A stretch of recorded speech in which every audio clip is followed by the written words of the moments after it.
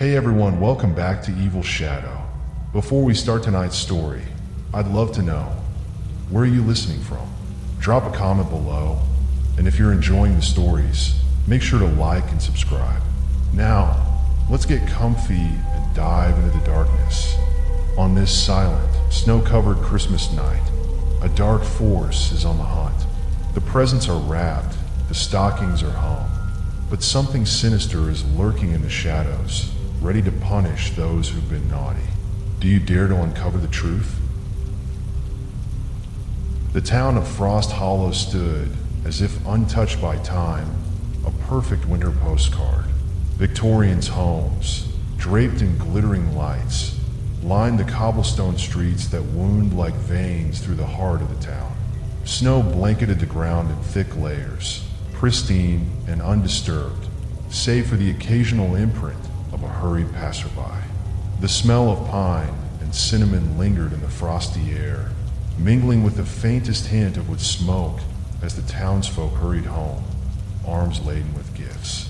It seemed idyllic, peaceful, a perfect Christmas scene, but something was wrong. "It's too quiet this year," muttered Claire, a journalist back in town to visit her childhood home for the holidays. She tugged her scarf tighter around her neck, her breath visible in the cold air, as she walked along the streets, eyes scanning the empty sidewalks. Frost Hollow had always been full of life at Christmas, but this year felt different.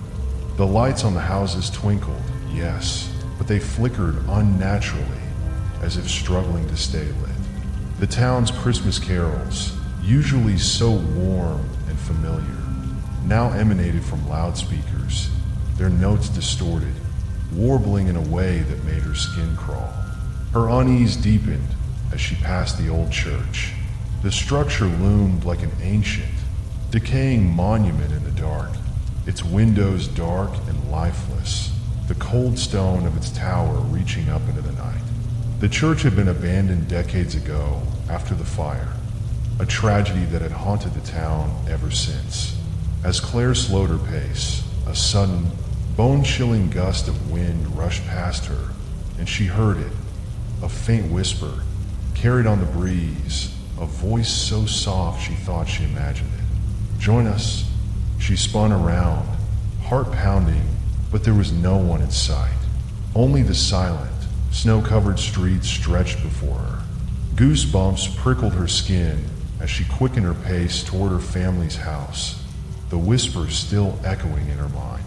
That evening, Claire sat by the fire, her younger brother Ethan and their old friend Jake nearby. The three of them had gathered to catch up, but the festive atmosphere she had hoped for seemed absent. Instead, the unease in her gut grew.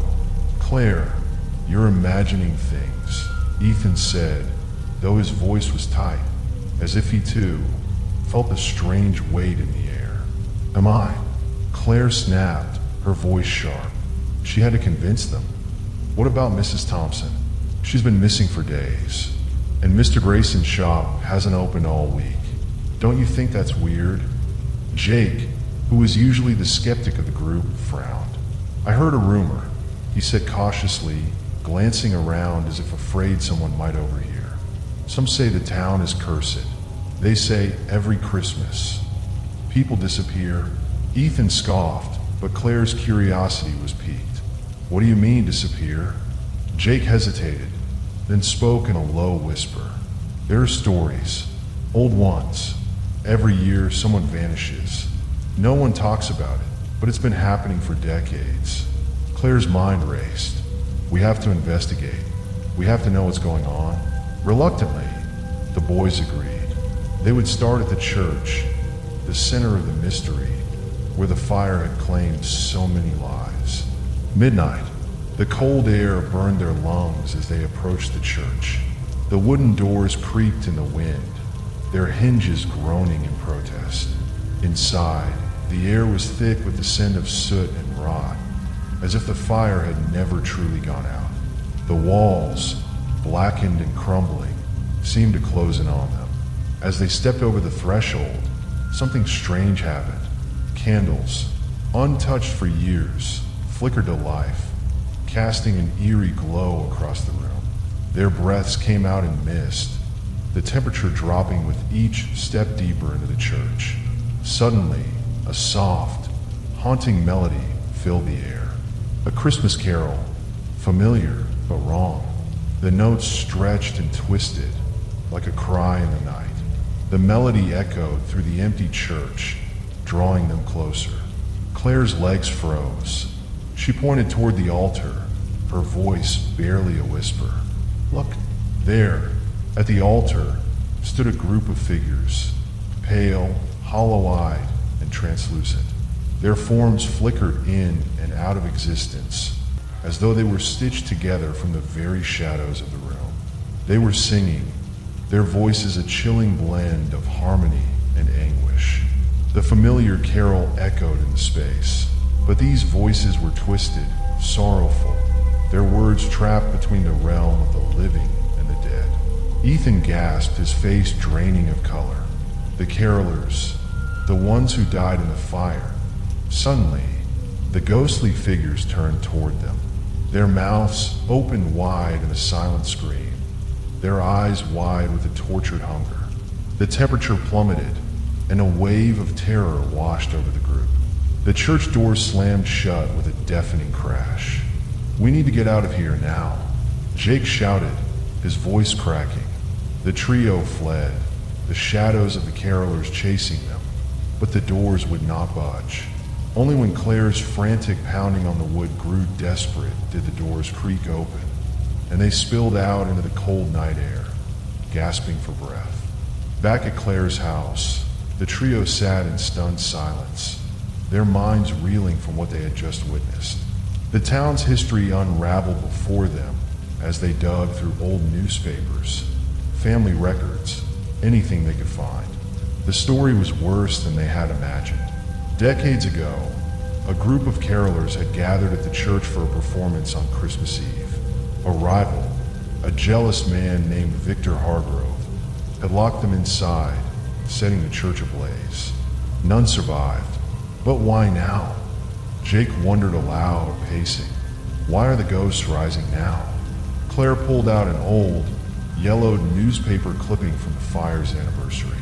This year marks 50 years since the fire, she said softly. Maybe they're looking for closure, or maybe they're seeking revenge. Outside the house, the same distorted carol echoed through the streets, creeping in under the door, sending chills down their spines. They peeked through the curtains to see shadows moving in the snow, ghostly figures wandering aimlessly, their cold hands leaving frost wherever they touched. They're looking for more victims, Claire whispered, her voice trembling. Determined to break the curse, the trio visited Mrs. Whitaker, the oldest resident in town. Her frail voice cracked as she spoke of the fire and the man responsible, Victor Hargrove. Consumed by guilt after the tragedy, he had vanished without a trace. If you can find him, you might be able to stop the curse, Mrs. Whitaker said, her eyes wide with fear. Following her advice, they ventured to the outskirts of town, to an old, abandoned house once belonging to Victor. The house was cold, empty. Inside, the walls were covered in strange symbols, and in the corner of the room, they found Victor's old diary. As they read aloud, the temperature dropped. A figure appeared before them. Victor's ghost, his face twisted in agony, his hands reaching out. "I'm so sorry," Victor whispered, his voice raw with sorrow. "Please, I need to apologize." But before they could move, the carolers' spirits manifested before them, their hollow eyes fixed on Victor, their voices rising in a cacophony of anger and grief. The air crackled with tension. The spirits of the carolers and Victor locked in a silent standoff. Claire stepped forward, her voice steady despite her terror. "Enough! This cycle of vengeance has to end." The carolers hesitated, their spectral forms flickering in the heavy air. Claire held up Victor's diary, the pages trembling in her hands. "He's sorry. He's been trapped in his own torment for decades. Let him make amends." Eleanor, the leader of the carolers, stepped forward. Her eyes softened as she read Victor's words. Slowly, she extended her hand. Light began to glow between their spirits, a warmth that seemed to calm the room. As the first light of dawn broke, the streets of Frost Hollow were bustling again. The lights twinkled brighter than ever, the air full of laughter and joy. The curse had been lifted. Claire, Ethan, and Jake stood outside the church, watching as the spirits of the carolers and Victor ascended, their voices harmonizing in a final, beautiful song. "Merry Christmas," Claire whispered, tears streaming down her face. But as they turned to leave, a faint whisper floated on the wind. "We will never forget." The town of Frost Hollow lay blanketed under a thick layer of snow, its beauty almost too perfect, like a postcard come to life. Rows of Victorian-style houses lined the cobblestone streets, their roofs heavy with pristine snow. Glittering fairy lights twinkled on every window, casting a dim glow against the dark December sky. A chill hung in the air, laced with the scent of pine and cinnamon, drifting from the bakery's chimney. But despite the festive atmosphere, something felt wrong. Claire, a journalist visiting her childhood home, walked through the streets, her scarf pulled tightly around her neck as the winter wind bit at her skin. The festive decorations swayed in the breeze, but there was an unnatural quality to their movement. They didn't dance, they seemed to creep, twisting in ways the wind didn't explain. The usual bustle of town life was absent this year. There were no children laughing, no shopkeepers calling out their holiday deals. In the distance, the faint sound of Christmas carols filtered through the speakers, but instead of cheerful tunes, they were distorted, warped into something almost painful to listen to. "Something's off," Claire muttered under her breath, adjusting her scarf as she passed the church. Its silhouette loomed in the distance, shrouded by the falling snow, casting an eerie shadow across the town.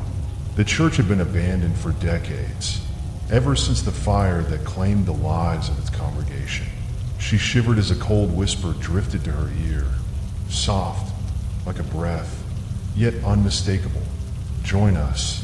That evening, Claire tried to shake the feeling of unease as she sat by the fire with her younger brother, Ethan, and their old friend, Jake. The crackling warmth of the flames was no match for the chill that lingered in her thoughts. "You're imagining things," Ethan said, though there was a slight tremor in his voice, his gaze flicking nervously to the window. He had always been the brave one, but tonight something was different. He looked unsettled. "Am I?" Claire shot back, her eyes narrowing. "What about Mrs. Thompson? She's been missing for days now. And didn't you say Mr. Grayson's shop hasn't opened all week?" Jake, ever the skeptic, shifted uncomfortably in his seat. "I heard a rumor," he began, his voice low. "Some people say the town's cursed, that every Christmas, people disappear. They just vanish." Ethan laughed it off. "That's nonsense." But Claire's curiosity was piqued. Her childhood memories of Frost Hollow were filled with laughter, lights, and the scent of gingerbread. But this year, it felt as though something ancient, something dark, had awoken in the town. "We should investigate," she suggested, the words leaving her mouth before she could stop them. Both boys exchanged uneasy glances, but ultimately agreed. The church, the epicenter of the town's dark history, would be their first stop. The church stood before them, its charred wooden doors creaking ominously in the wind. It was as if the building itself was waiting for them, its dark, hollowed-out windows staring down like empty eyes. They stepped inside, and the air grew cold, thick with the smell of soot and decay. The walls, blackened by the fire, seemed to groan under the weight of the past. Candles, long untouched by human hands, flickered to life as they entered. The flames seemed to dance with a life of its own, casting eerie shadows on the walls. Their breath fogged in the freezing air, and an unnatural chill seemed to seep into their bones. As they ventured deeper, a faint melody echoed in the distance, soft, sweet, and yet undeniably off-key. It was a Christmas carol, but it was slower than any carol should be, filled with sorrow and pain. The sound grew louder, and the air seemed to grow colder, as though the very walls of the church were closing in on them. "Look," Claire whispered, freezing in her tracks. Her finger trembled as she pointed to the altar. There, standing in the flickering candlelight, were figures, ghostly, translucent, with hollow eyes that seemed to stare right through them. Their lips moved in silent song, the melody a twisted version of the carol they'd heard earlier. Each note sent a shiver down Claire's spine, the beauty of the voices mixed with a strange, unbearable grief. Ethan gasped. "They're the carolers, the ones who died in the fire." The figures turned toward them, their faces blank, pale, lifeless, with mouths opening wide in silent screams. The trio stood frozen, horrified, as the air grew thick with an oppressive presence. Without thinking, they bolted for the door, but as they reached it, the heavy church doors slammed shut with a deafening crash, trapping them inside. Back at Claire's family home, they tried to piece together the town's tragic past. The fire, the carolers, it had all been buried under layers of time. But now it seemed that something had awakened. Claire pulled out an old, yellowed newspaper clipping from the night of the fire. The headline read, "Frost Hollow's Christmas Eve Tragedy. Carolers burned alive in church."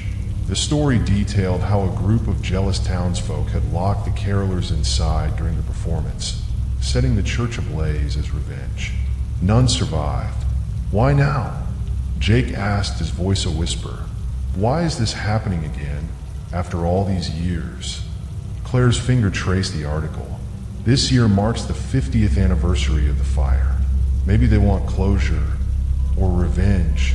As the clock struck midnight, an eerie sound filled the air, distorted and mournful, that same twisted Christmas carol. It echoed through the walls, sending a chill through their spines. The sound was coming from outside. Tentatively, they peeked through the curtains and saw the ghostly figures wandering the streets. Their pale hands left frost wherever they touched, the icy marks fading slowly, as though the town itself was being consumed by the spirits. "They're searching for more victims," Claire whispered, her voice trembling as she backed away from the window. "We need to stop them." Determined to end the curse, Claire, Ethan, and Jake sought out Mrs. Whitaker, the town's oldest resident, hoping she might know more. The frail woman, with a haunted look in her eyes, confirmed their worst fears. The rival who had caused the fire was Victor Hargrove. He had vanished shortly after the fire, consumed by guilt and remorse. "His spirit might still be here," Mrs. Whitaker said, her voice wavering with fear.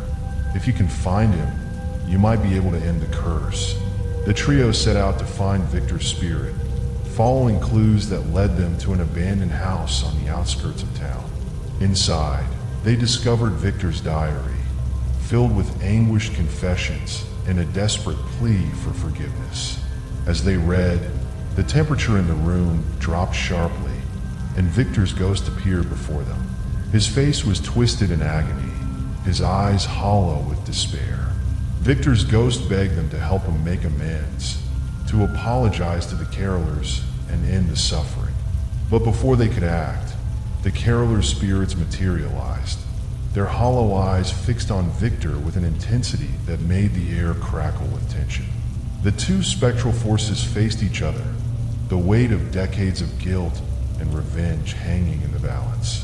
Claire stepped forward, her voice steady despite the fear gnawing at her insides. "Stop. This cycle of vengeance has to end." The carolers hesitated. Their forms flickered, wavered, as if caught between their thirst for revenge and their need for closure. Claire held up Victor's diary, its pages stained with his tears. "He's sorry. He's been trapped in his own torment for decades. Let him make amends." Eleanor, the leader of the carolers, stepped forward. Her face softened as she read Victor's words. Slowly, a hand reached out to him. The two spirits began to glow, their forms merging into a warm, golden light. As dawn broke, the town of Frost Hollow seemed to breathe again. The decorations sparkled, the air was thick with the scent of pine, and the streets hummed with the laughter of children. The curse had been lifted. Claire, Ethan, and Jake stood outside the church, watching as the spirits of the carolers and Victor ascended into the sky, their voices harmonizing in a final, beautiful carol. "Merry Christmas," Claire whispered, her voice choked with emotion, tears streaming down her face. But as they turned to leave, a faint whisper echoed behind them. "We will never forget." The Johnson family's living room was a picture-perfect scene of Christmas cheer. The air was filled with the soft, melodic strains of holiday music, and the warm glow of twinkling lights on the tree cast a festive atmosphere over everything. The fireplace crackled, sending a comforting warmth through the room, while stockings were hung with care, each one personalized with names written in glittering letters. On the coffee table, mugs of rich hot cocoa steamed gently, the scent of cinnamon and marshmallows mixing with the aroma of pine from the tree. Outside, snowflakes fell in gentle spirals, blanketing the neighborhood in a peaceful hush. The quiet stillness of the night seemed to amplify the beauty of the season. It was a calm, idyllic Christmas Eve, the kind that made people feel safe and content.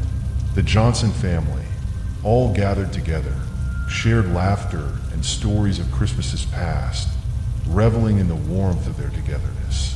As the clock ticked closer to midnight, a strange sound interrupted the serene atmosphere. A knock at the door, sharp and distinct, cut through the holiday music, causing Mark to look up from the fire, his brow furrowed with confusion.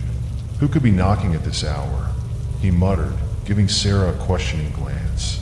She was sitting on the couch with their daughter Emily, while their young son Tommy was sitting on the floor, building a small toy train. Mark stood up slowly, glancing out the window. The streets were empty, and the snow seemed to fall in a thick, quiet blanket. There was no car in the driveway, no sign of any visitors. The family hadn't been expecting anyone, especially not this late. Sarah's face mirrored Mark's unease as they both exchanged a puzzled look. When Mark reached the door and opened it, he was greeted with an unexpected sight. Standing on the doorstep was a man dressed as Santa Claus, yet something about him felt off. The red suit was frayed, its edges worn and ragged. His white beard, once fluffy and bright, was yellowed and matted. His eyes were wide and unsettling, gleaming with an unnatural intensity, and his smile stretched too far, too wide, revealing teeth that appeared far too sharp. "Ho, ho, ho," the man said, his voice too low, too gravelly. "Is this the Johnson residence?" Mark hesitated, a chill creeping up his spine. "Yes, can I help you?" The strange Santa smiled again, and the hairs on the back of Mark's neck stood up. "I've come for the naughty ones," he said, his voice filled with an eerie, mocking tone. Before Mark could react, the man pushed past him, stepping into the warmth of the house without invitation. The door slammed shut behind him with an unexpected finality, leaving Mark standing there in stunned silence. Sarah gasped as she saw the intruder, her hand instinctively reaching for Tommy, who had already started to hide behind the couch. "Who are you?" Sarah demanded, her voice trembling with fear. "Just Santa," the man replied, his tone as mocking as a smile. He set down a large, tattered sack onto the floor with a heavy thud. The contents inside the sack shifted ominously. Emily's eyes widened in fear, and she whispered to Tommy, "It's not Santa. Stay quiet." Mark stepped forward, trying to regain control of the situation. "You need to leave. Now." The man's grin faded, and his eyes darkened. He reached into his sack and pulled out a long, rusted chain. The rattling noise it made echoed ominously through the room. "Oh, I'll leave," he said, his voice growing colder. "But not before I've dealt with the naughty ones." The room's temperature seemed to drop as the man swung the chain with a sharp, metallic rattle. The cold air settled in like a dark cloud, and Mark's breath fogged in the sudden chill. Emily's heart raced as she realized the man was no longer pretending to be Santa. He was something else entirely. He turned toward Emily with a wicked grin, his eyes narrowing as he raised the chain. "You've lied to your parents, haven't you?" he asked, his voice dripping with accusation. "Sneaking out to meet that boy behind their backs." Emily's face drained of color. "How? How do you know that?" she stammered, panic creeping into her voice. The man chuckled darkly, his grin widening. "Santa knows everything." He looked past Emily, turning his attention to Tommy. "And you," he growled, "stealing from your mother's purse." Tommy shrank back, his small frame trembling with fear. Sarah immediately pulled her children close, her protective instincts kicking in. "You've made your point," she said, her voice shaking. "Now get out." The man's laughter filled the room, unnaturally loud and hollow. "Oh no," he said, his grin widening again. "My work is far from done." As the sinister Santa advanced toward them, the Johnsons were paralyzed with fear. Mark's protective instincts flared as he lunged at the man, attempting to wrestle the chain from his grasp. But to his shock, the man was unnaturally strong, easily throwing Mark across the room with a single, brutal motion. Mark hit the floor with a painful thud, gasping for breath. Sarah, her heart pounding in her chest, grabbed a fireplace poker, her hands shaking, and swung it at the intruder. With surprising speed, the man caught it mid-swing, his grip bending the metal of the poker as though it were made of clay. "Tisk, tisk," he said, his voice dripping with disdain. "Violence is naughty too." Emily, desperate and frightened, darted to the kitchen, grabbing a sharp knife from the drawer. She returned to the living room, just as the man cornered Sarah and Tommy. "Stay away," she screamed, lunging at him with the knife. The blade scraped across his arm, but instead of blood, a thick, black, tar-like substance oozed from the wound. The man roared in pain, momentarily stunned. He staggered back, his form flickering as though he were losing his grip on his physical form. "You'll regret that," he hissed, his voice now inhumanly deep, his eyes glowing with an unearthly light. In the brief moment of respite, Sarah pulled Emily aside, her voice trembling with realization. "This isn't just some lunatic. He's something else. He's not human." Mark, limping but determined, joined them, his face pale. "We need to figure out who, or what, he is." Emily's mind raced. She remembered the old book of Christmas folklore her grandmother had given her years ago. It was filled with strange, eerie stories about holiday legends and mythical beings. Flipping through the dusty pages, she found the story of Krampus, the dark counterpart of Santa Claus, who punished the wicked during the holidays. "There's a story," Emily began, her voice shaky, "about a dark Santa who punishes the wicked. Krampus." Sarah shook her head in disbelief. "That's just a myth, Emily, a fairy tale." But Emily, her fear growing as the man circled them, shot back. "Does this look like a myth?" She gestured toward the man, whose twisted grin had returned, his eyes still gleaming with malice. The man's voice echoed through the house, his words incomprehensible as he muttered in a strange, guttural language. Emily quickly flipped through the book, her fingers trembling as she found the tale of Krampus. The story spoke of how Krampus would only leave after the family confessed their wrongdoings and performed an act of genuine kindness before the dawn of Christmas Day. "We have to confess," Emily said, her voice barely above a whisper. "It's the only way to stop him." The tension in the room was unbearable as the Johnsons realized they had only one chance to stop the Dark Santa, by confessing their sins. Tommy, his small voice quivering with fear, stepped forward first. I'm sorry for stealing, Mom, he said, his eyes filled with tears. I just wanted to buy Emily a Christmas present. The man's eyes softened slightly, his grip on the chain slackening as he considered Tommy's confession. Emily stepped forward next, her voice breaking as she spoke. I lied about where I was going, she admitted, the weight of her guilt heavy in her heart. I was meeting my friends, not a boy. I didn't want you to worry. The man's expression shifted, his dark eyes flickering for a moment. The chain in his hands loosened further, as though the power of Emily's confession had begun to affect him. Mark and Sarah exchanged a look, both feeling the gravity of the moment. Mark took a step forward, his voice steady but full of regret. We've been so consumed with work, he said. We've neglected our kids. We're sorry. Sarah, her own heart heavy, nodded in agreement. And I've been too hard on all of you. I'll do better. The man's face softened, his eyes flickering with a strange light. Words are not enough, he said, his voice deepening with authority. Show me your kindness. Sarah, without hesitation, walked to the Christmas tree and picked up a small, wrapped gift. She handed it to the man, her hands shaking but determined. This was meant for our family, she said, but we want you to have it. The man paused, staring at the gift for a long moment. His form seemed to flicker, a strange energy swirling around him. Slowly, he took the gift from Sarah's hands. As he did, the room seemed to shimmer, and his body began to dissolve into a swirl of snow and shadow. Perhaps there's hope for you yet, he murmured, his voice fading as he vanished completely.